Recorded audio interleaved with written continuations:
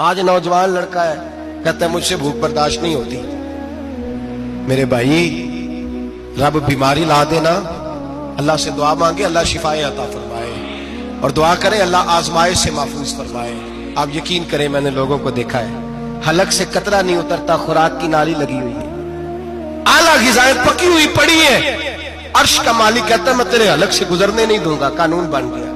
میں نے دیکھا ہے ڈرپ پہ لوگ زندہ ہیں، بوتل لگی ہوئی ہے گلوکوز کی، گزارا چل رہا، اعلیٰ غذائیں پڑی ہیں، لاکھوں روپیہ تجوری میں پڑا ہے. مالک کہتا ہے تو نہیں کھا سکتا، تو وہ کھانے نہیں دیتا، نہیں کھانے دیتا. ایک شخص یورپ کے علاقے کا، میں کسی کالم نویس کا پڑھ رہا تھا، وہ کہتا میری کھربوں میں جائیداد ہے لیکن میرے معدے میں ایسی تکلیف ہے کہ میں آٹے کو چھان کر جو اوپر سے بورا نکلتا ہے صرف وہ کھا سکتا ہوں، اس کے علاوہ میں کائنات کی کوئی نعمت کھا نہیں سکتا. اور میرے بھائی وہ جب چاہے تو بڑے بڑے کھانے کھانے سے تجھے روک دے، تیرے دانت چبانے کے قابل نہ رہے، زبان نگلنے کے قابل نہ رہے، معدہ تیرا ہضم کرنے کے قابل نہ رہے، وہ جب چاہے تو جو مرضی کر لے. وہ کہتا چل تو میری مرضی پہ چلنا، ایک مہینہ میرے کہنے پہ نہ کھا، ایک مہینہ میرے کہنے پہ نہ کھا. تو یا اللہ تو کیا کرے گا؟ فرمایا صوم تصحو. میرے نبی پاک نے فرمایا تم روزے رکھو اللہ تمہیں صحت عطا فرما دے گا، اللہ تندرستیاں دے دے گا، شفائیں دے دے گا. تم روزے رکھو اللہ تمہیں، سبحان اللہ، اللہ تمہیں، اللہ طاقت دیتا ہے، ہمت دیتا ہے، اللہ ہمت دیتا ہے. میں نے دیکھا ہے، میں نے بزرگوں کو دیکھا ہے، ضعیف لوگوں کو دیکھا ہے، کمزور لوگوں کو دیکھا ہے، میں نے دیکھا ہے روزے رکھتے ہوئے، مزدوروں کو دیکھا ہے روزے رکھتے ہوئے. میں اپنے ابا جی کو کہتا ابا جی اتنی سخت گرمی اور مزدوری آپ کرتے اور مزدوری کے عالم میں روزہ رکھتے، تو کہتے پتر روزہ کی آندا ہے، روزہ کدوں کو جاندا ہے، روزہ اپنی جگہ تے بے مزدوری اپنی جگہ ہوتے. اور کئی دفعہ مینوں فرمان لگے، مینوں یار سمجھ کوئی نہیں لگتی، پتہ نہیں روزے چ اللہ طاقت کتوں دے چھڑدا ہے، اتنی زیادہ کام بھی زیادہ کریدا ہے تے روزہ بھی رکھ. بھائی صوم تصحو میرے مصطفیٰ نے فرمایا تو روزہ رکھ اللہ تجھے صحت عطا فرما دے گا.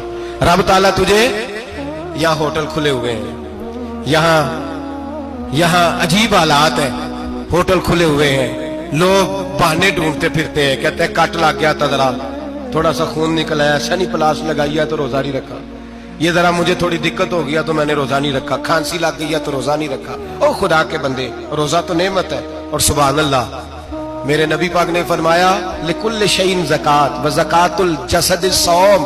فرمایا ہر شے کی زکات ہوتی ہے، وجود کی زکات روزہ ہے. روزے رکھو جسم کی زکات نکل جائے گی.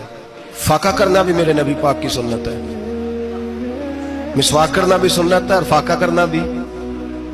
مسواک والی سنت زیادہ اپناتے ہیں لوگ، فاقہ کرنا بھی نبی پاک کی سنت ہے.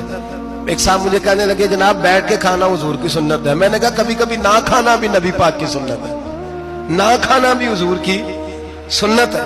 اور ہمارے فقہاء نے لکھا ہے جو روٹی زیادہ کھاتا ہے اس میں دو باتیں پیدا ہو جاتی ہیں. کیا کیا؟ ایک بولتا زیادہ ہے، دوسرا سوتا زیادہ ہے، غافل ہو جاتا ہے. فقہ اور حکیم اطباء ڈاکٹر کہتے ہیں کہ پیٹ خالی رہے نا جس آدمی کا، اس کا حافظہ مضبوط ہوتا ہے، اس کے ذہن کی گرہ کھلتی ہے. زیادہ کھانے سے تو خماری چڑھتی ہے، دماغ ڈھونڈتے پھرنا روٹی کدھر سے آج اچھی ہے، گھر میں نہیں پکی تو ہوٹل چلے جانا، کھانے کے سوا اور کام ہی کوئی نہیں. اور صاحب میرے نبی پاک علیہ السلام نے فرمایا کافر 7 آنتوں سے کھاتا ہے، 7 آنتوں سے. اور فرمایا میرا مومن 1 آنت سے کھاتا ہے، اس کے وجود میں کھانے والی 1 آنت ہے. کافر 7 آنتوں سے کھاتا ہے. فاقہ کشی سے نورانیت پیدا ہوتا ہے، کم کھانا. دیکھیں نا نبی پاک صلی اللہ علیہ وسلم نے اللہ سے فاقہ مانگ کے لیا ہے، یا اللہ 1 وقت روٹی دے، 1 وقت کا فاقہ دے، مانگ کے لیا ہے نبی پاک مانگ کے. حضرت ابو ہریرہ رضی اللہ تعالیٰ عنہ فرماتے ہیں بھوک زیادہ لگتی تھی نا جب مجھے، تو میں حضرت عمر سے، ابو بکر سے، عثمان، مولا علی سے کوئی مسئلہ پوچھ لیتا تھا، اور جب میں مسئلہ پوچھتا تھا تو وہ مجھے روٹی کھلا دیتے تھے. جب میں ان سے مسئلہ پوچھتا تو وہ مجھے، حضرت ابو ہریرہ فرماتے ہیں مجھے بھوک لگی، میں حضرت عمر کے پاس گیا، ان سے مسئلہ پوچھا. ان کا رواج تھا جب میں مسئلہ پوچھتا تو پہلے روٹی کھلاتے. ہمارے بزرگ یہ فرماتے ہیں کہ کھانے کھلا کے دین پڑھاؤ. صرف تمہارا کتب خانہ نہیں کھلا ہونا چاہیے، تمہارا دسترخوان بھی کھلا ہونا چاہیے. کسی نے نبی پاک صلی اللہ علیہ وسلم سے پوچھا تھا بہترین مسلمان کون ہے؟ حضور نے فرمایا جو سلام لینے میں پہل کرے اور روٹی زیادہ کھلائے، جو روٹی ہر وقت فکر کرے آ یار تو روٹی کھا لے، روٹی کھانے کی طرف توجہ دلائے. کھلانا سنت ہے، زیادہ کھانا اس میں بھی فرق رکھے.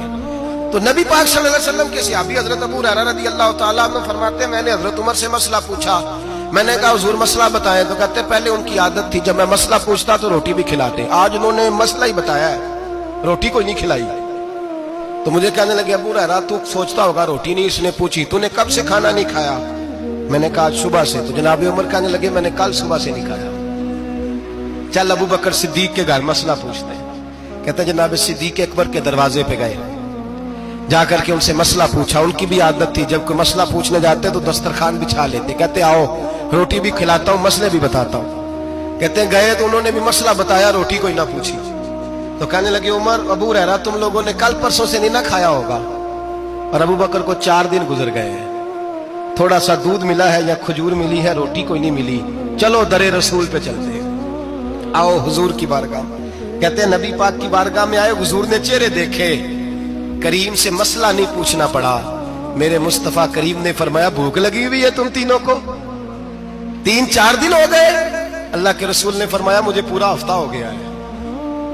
سبب کچھ اور ہے جس کو تو خود سمجھتا ہے، زوال بندہ مومن کا بے زری سے نہیں، بھوک نقصان کا وجہ نہیں بنی، وجہ کوئی اور بنی ہے۔ رشوتیں جو بازار گرم ہوئے ہیں لوٹ مار کے، یہ روٹی کے لیے نہیں، یہ زیادہ کھانے کے لیے، یہ بینک بیلنس کے لیے گرم ہے۔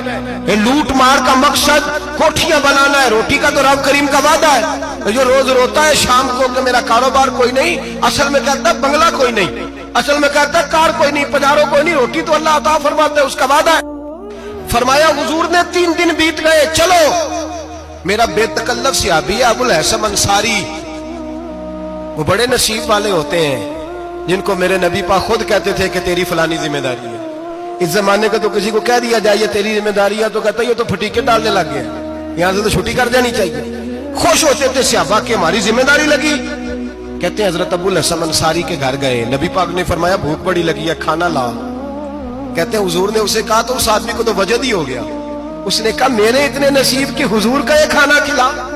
آؤ دیکھو دنیا والوں، آج جو سب سے زیادہ عزت والا ہے وہ میرا مہمان بنا ہوا ہے۔ فرماتے ہیں وہ دوڑے گئے، بکری اٹھائی، ذبح کی، بیوی کو کہنے لگے روٹی تیار کر، ادھر کھجوریں توڑی، انگور توڑے، کہنے لگے حضور آپ جب تک تناول کریں تب تک کھانا پک جاتا ہے۔ حضرت عمر کہتے ہیں روٹی پک کے آئی، بڑا پیارا گوشت، بڑا اچھا سالن، بڑا خوبصورت خلوص والا کھانا۔ فرماتے ہیں میں نے بڑا ہی کھایا۔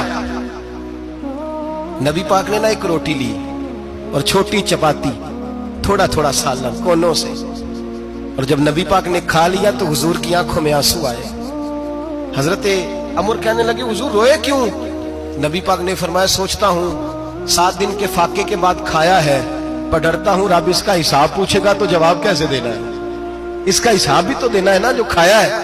تو حضرت عمر فاروق کے ہاتھ میں کچھ چیز تھی، زور سے زمین پہ ماری، کا محبوبہ 7 دن کے بعد بھی روٹی کھائے تو حساب دینا ہے۔ نبی پاک فرمانے لگے عمر وہ مالک ہے نا، تو جب دیتا ہے تو حساب نہیں لے سکتا، حساب تو دینا ہے، حساب تو دینا ہے، تیاری رکھو۔ صحابہ کرام فرماتے ہیں ہم نے ارادہ کیا کہ آج کے بعد ہم پھر فاقے کریں گے، کم کھائیں گے، اس لیے کہ حساب دینا ہے۔